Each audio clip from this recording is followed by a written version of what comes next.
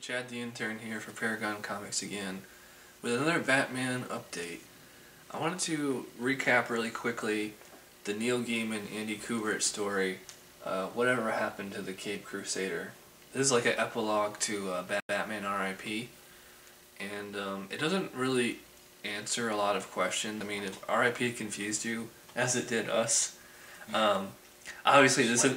Yeah, obviously this story right here is not going to be the magic, oh, now I get it. In fact, it kind of adds to it, but it's separate. This is a nice kind of a flashback story. It starts in Batman 686. I love that cover by Alex Ross with Alfred like holding up the Batman cowl. And basically all the Batman villains, his rogues gallery, they meet in the back of some bar for his wake, basically. And everybody tells a story of how they met him and also how they killed him. So and it also takes place like throughout the entire history of Batman. It's like we see Batman when he first meets Selina Kyle. She's wearing like the cat costume that she wore, I think like in Batman number 1 in 1940.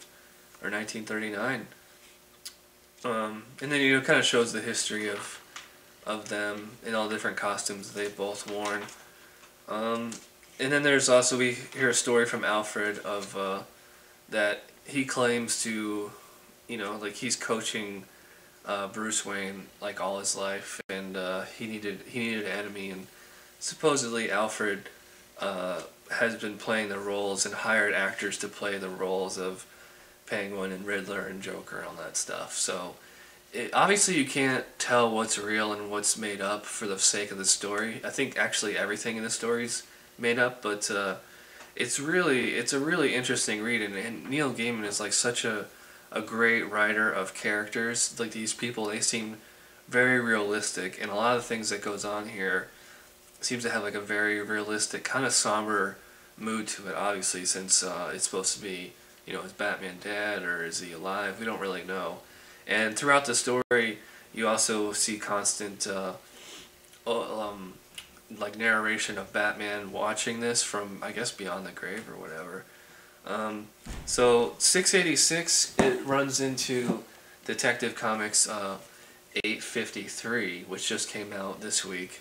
Again, by Neil Gaiman and Andy Kubert. And it just kind of picks up where the last one left off with the Rogues Gallery at the funeral. And you also notice that in 3 different shots of the same Batman lying in the coffin, he has like 3 different costumes on. So it's kind of like, it's going through the whole Golden Age, Silver Age, Modern Age kind of thing.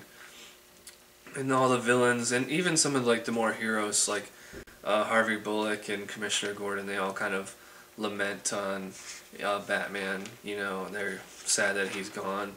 And then it gets into like the more Neil Gaiman kind of fantasy area where he's on the other side of death or whatever. And I don't want to really reveal a whole lot about that, but it's a bit of a mind bender story, but it's very interesting and creative, and it's just it's a really interesting read. As I mean, Neil Gaiman's such a good writer that he can clean up Grant Morrison's mess, basically.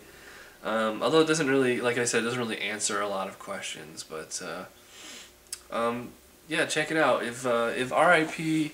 threw you for a loop, well, I mean, these 2 books right here are DC's pennants for now until we get back to the status quo. If we ever do, I don't know.